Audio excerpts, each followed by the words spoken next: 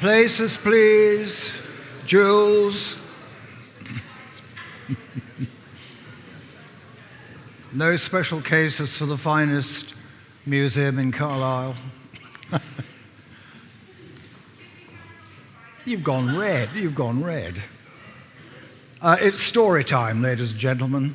And what better than Irish stories? And it's my pleasure to introduce Dr. Laura Patrick. And I'm going to read this out because it's inevitably complicated. Project Director for Untold Stories of the Irish in the British Army and Regimental Heritage Officer of the Royal Irish Regiment. Her primary interest is the use of collections and archives as primary sources for learning and, in the case of Northern Ireland, for peace and reconciliation. Dr. Hannah West is, wait for this, Senior Research Fellow at the Centre for Military Women's Research and the Centre of Excellence for Equity in Uniformed Public Services at Anglia Ruskin University. Have you got a nameplate on the door? Her interdisciplinary research employs creative methods to explore military cultures and behaviours, women's military history, and counterinsurgency and human security. She draws on her experience as a former Royal Navy air engineer. Over to you. Thank you very much, Sarah, and thank you to AMOT for letting us come today and present on the work that Hannah and I have been doing. And hopefully you're not in too much of a food coma, but I won't judge anybody if you nod off. So to give you a little bit of background, we have been busy in Northern Ireland. I know you've maybe heard about the Irish Regimental Museums, and it's been a long time getting to where we are now, 20 years, in fact, since we first started. We have 6 collections at the minute that we are consolidating. So the Enniskilling Fusiliers, the Royal Irish Fusiliers, the Royal Ulster Rifles, the Regimental Collection, the Regimental Museum that was in Ballymena, and also the North Irish Horse. So we've got cavalry in there as well. And we have the Dragoons, and we have a great relationship with the York Army Museum. So it's bringing all those stories together into one museum on 2 sites.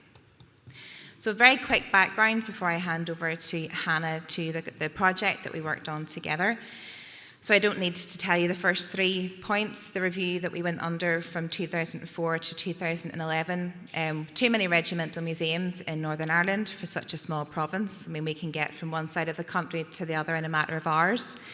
2015, negotiations managed to secure funding in the long term for 1 museum on 2 sites, and that was to be led by the Royal Irish Regiment. In 2017, they undertook an options appraisal to decide where those 2 sites would be.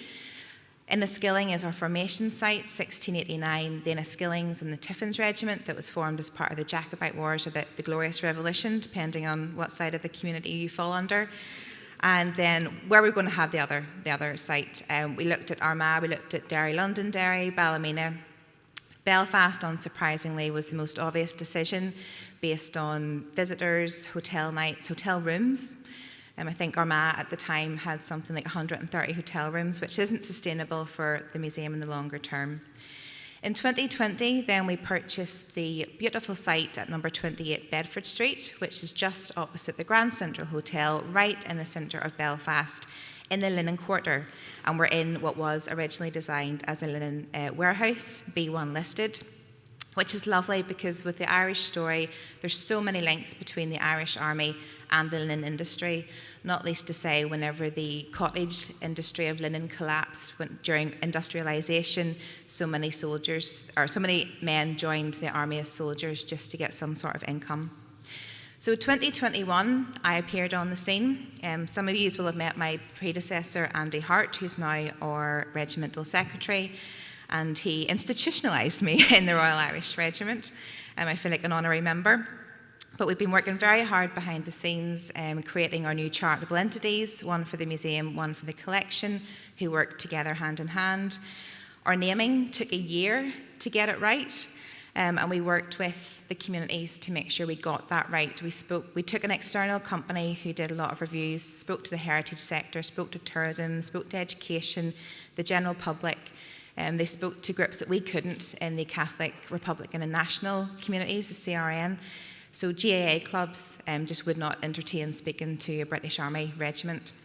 But they were able to go in, have those conversations, and there is genuine interest whenever you strip back the British Army piece.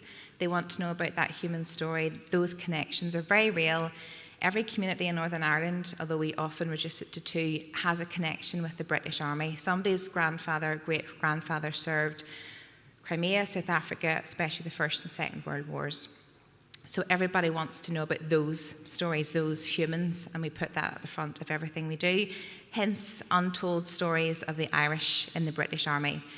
We dropped soldier from the title because we need to appeal to that wider audience. So we can talk about the mothers, the wives, the families, the medics, the journalists, basically everything that holds the army up, as well as the soldier. They are of utmost importance. And it was ever we were doing this work in terms of our brand development, getting the charitable objectives right, doing the work for the National Lottery application, that we realised the strength of feeling, well, unsurprisingly, the strength of feeling that still exists in Northern Ireland. And there's interest there, but to get behind those barriers and perceived barriers that block communities from engaging with us, we have to work with those communities. So co-design, consultation has been something we've done from the very get-go. And the project that Hannah is going to speak to you on now is a very small example of that, of how we have looked at beginning to explore female service in the British Army. Thanks, Laura, and thanks for the introduction. Just to say a little bit about the context of my own research and how that kind of fits and brought me to doing this project. My doctoral studies looked at women as combatants and counterinsurgents in British campaigns from the Malaya Emergency, Northern Ireland and Afghanistan. And it was through that work that I connected with Laura and the museum, and that led to this project. So the project I'm going to tell you about is called Petticoat Patrols. The name itself actually came from a newspaper article that we found amongst the archives as part of the project. It was funded by the Arts and Humanities Research Council Impact Accelerator Fund, and I was supported by Dr. Hannah Richards, who you can see in the picture there, as well as working in collaboration with Laura and the Royal Irish Regiment. We also work with the creative agency, Nifty Fox, who I've worked with on a number of projects now and have been really great in helping us produce a virtual exhibition, which is the main part of what I'm going to tell you about. The idea was to look at the stories of women from the Ulster Defence Regiment. And for those unfamiliar, and I appreciate there'll be lots who are familiar, but that was a regiment formed from the Northern Irish community to be employed during the Troubles. And roles were open to women from 1973. In October 2023, which is the photograph we have here, 50 years from the women being allowed to enrol, we organised this research showcase. It was to a public audience, and we had a really great turnout. In fact, I think we were squeezing extra chairs in at the very last minute. It included a whole raft of things. One of those was a research panel, bringing in lived experience, but also a number of researchers from Cardiff University, which is where I was at the time. We had a film screening of a film that I'd produced based on the oral testimonies of women from not just the Ulster Defence Regiment, but the Women's Royal Army Corps, the Royal Ulster Constabulary, and the Royal... I've forgotten one. And no, it wasn't the Royal Military Police. Anyway, a cross-section of women's experiences that were captured in a film which we screened on the day. We also had the launch of a book that day, as well as displays of uniform, photographs and newspapers. But the thing that the aspect of that research showcase I'm going to talk to you about is this virtual exhibition, Petticoat Patrols. And to start with, I'll put this QR code up again at the end, so if you're not super quick at getting it, but if you'd like to have a look, this will take you a direct link to the exhibition. You can navigate through it in your own time and see what it's like. But I have, for now, a few screenshots to capture parts of it. The idea was this followed on from my own research, so specifically narrowing in on the work that I've done in Northern Ireland. I've looked at service women's involvement in the campaign, on conventional operations, and then also on covert operations. And I've published on both of these. So that was a sort of starting point, and I'd obviously through that research done a lot of work on oral testimonies, which informed this. But at the same time, we held some further workshops to look at some of the artifacts from the collections that the museum holds. And some of those became significant in ways that I'll explain in informing how we developed the actual exhibition. And we worked with Nifty Fox to sort of translate this into a story we wanted to tell. And as you see, if you have a look at it, it's a little bit like one of those BBC long stories that as you scroll through, things kind of come in and you kind of move through it in a slightly slower sort of form. And we involved women from the Ulster Defence Regiment to do things like recording poems that we found amongst the collections so that their voices were telling these stories. And just to step slightly backwards in time as to how this particular project sort of came about. I've talked about how it was funded and the research it was based on, but it was actually a conversation with Laura when we were on Zoom just talking about possible opportunities, and she mentioned that they had some boxes which were labelled greenfinches in the archives, but they hadn't really had time to look at what exactly was in these boxes. And this was just like too tempting a thing. It was just too exciting. There was this box. It was labelled with something I'd been researching for a number of years, and we didn't know what was in it. So we based our proposal for funding on this, but without really knowing what we were going to find.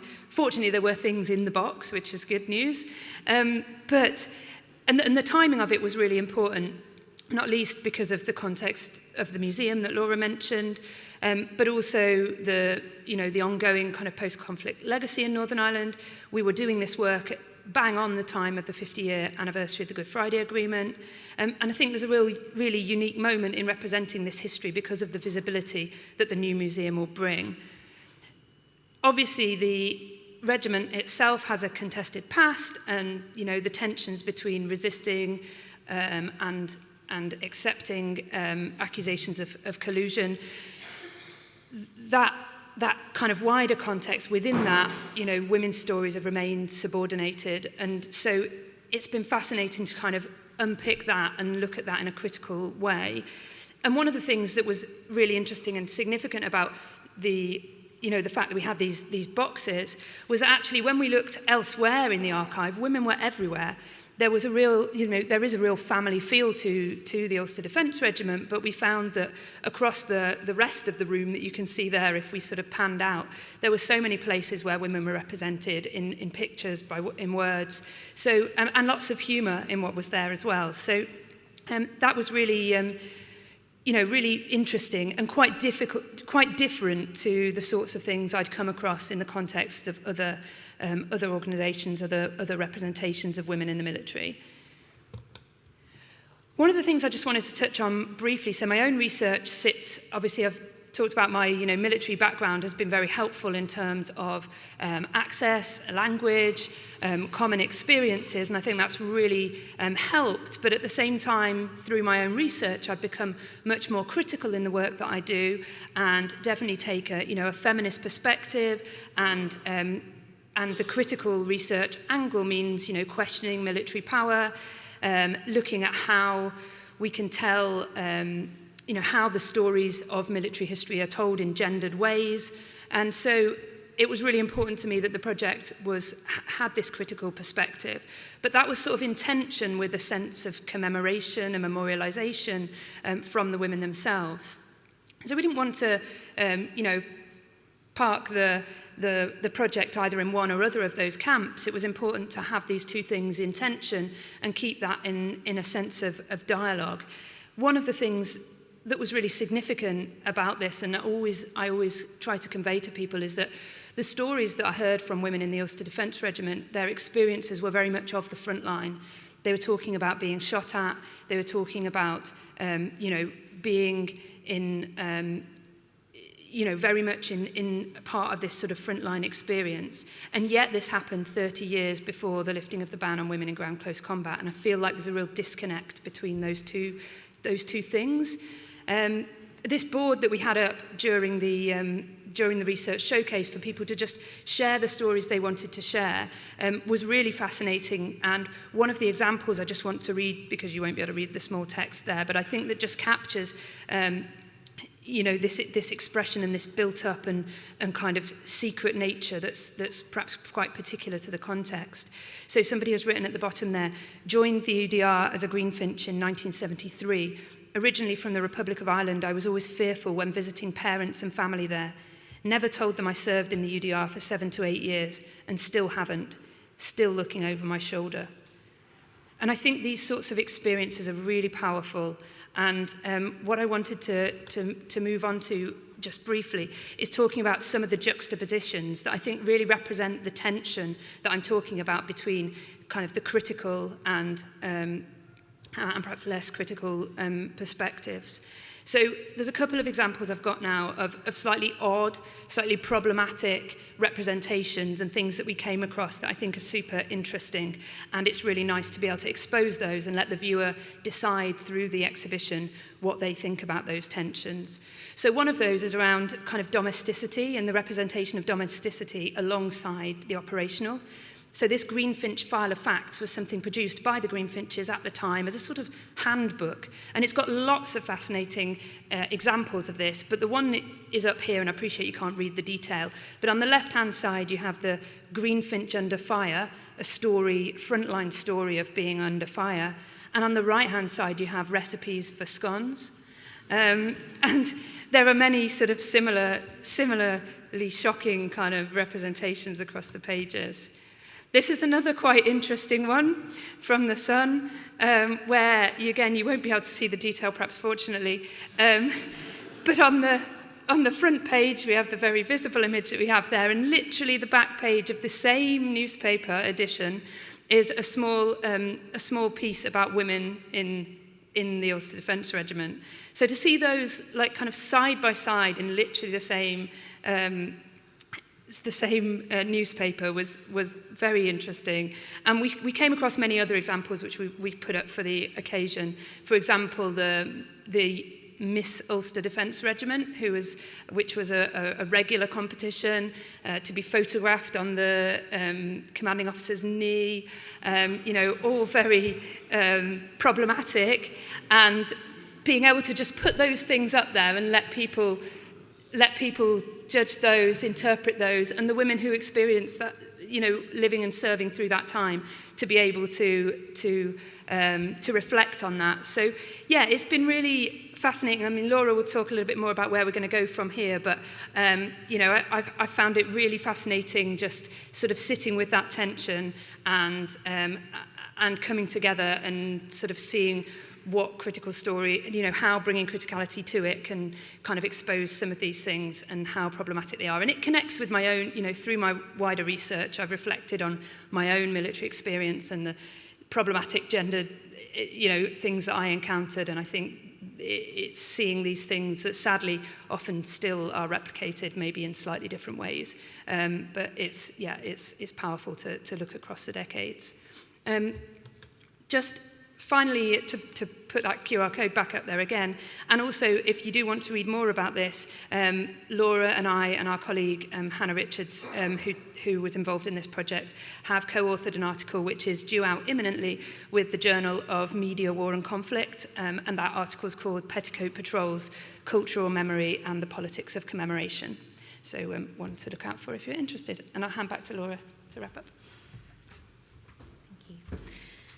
So I won't take up too much more of your time, but just to talk about some of the next steps in terms of where we go from here. We deal with some of the biggest contested subjects, I suppose, in the military, so decolonisation, empire, females, the UDR, collusion, Ireland, the issue of Ireland, 1916, 1922. We could go on.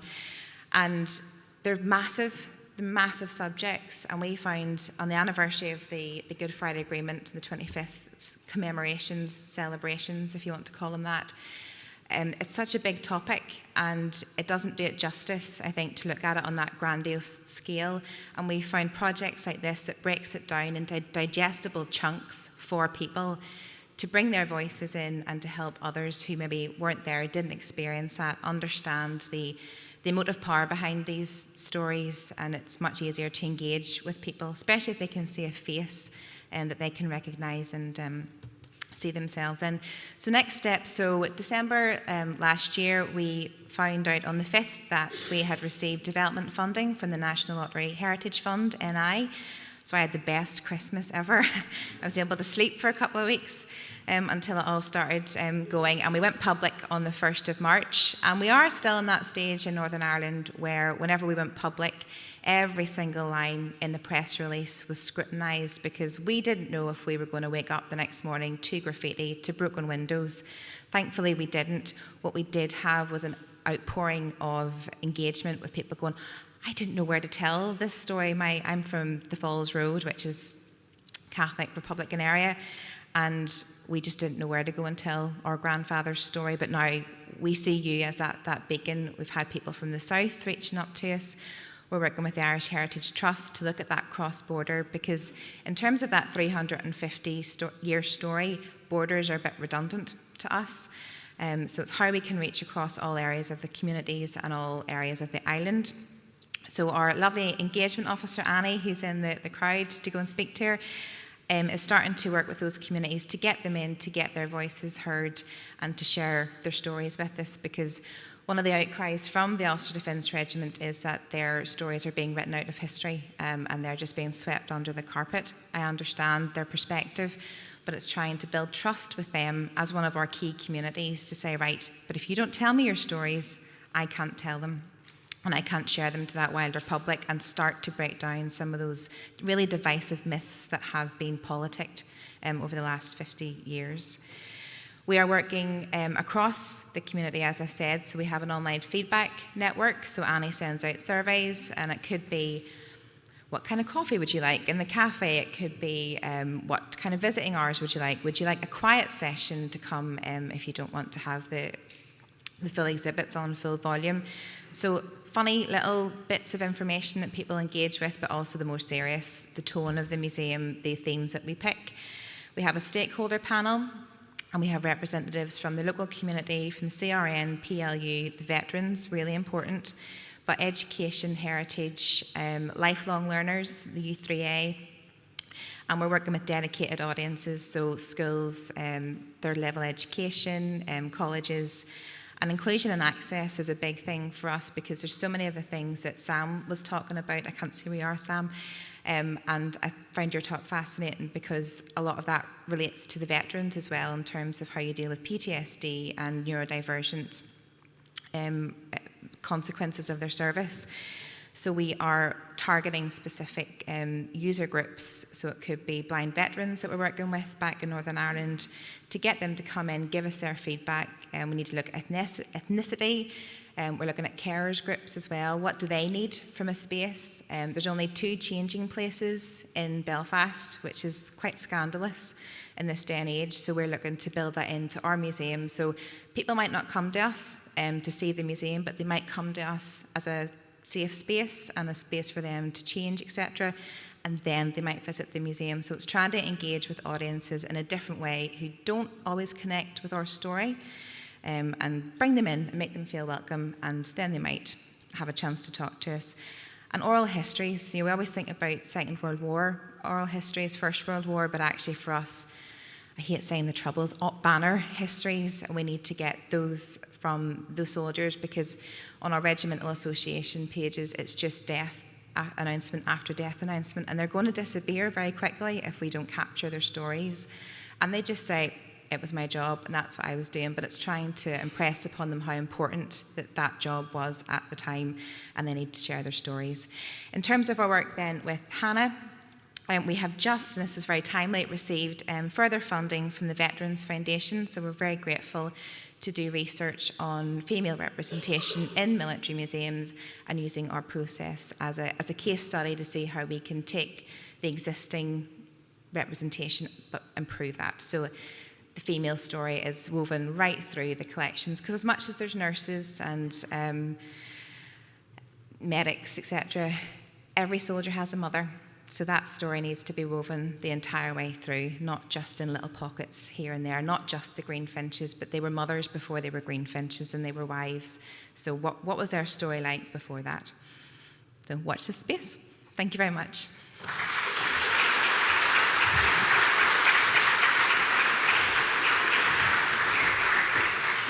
Anna, Laura, thank you very much indeed. Well, what to say? Good news coming out of an environment that must be still one of the more difficult ones to be working in, but congratulations on almost getting there. I mean, I have a brilliant idea with getting the MOD to agree to fund one museum, but split on two sites. In other words, funding two museums and calling it one.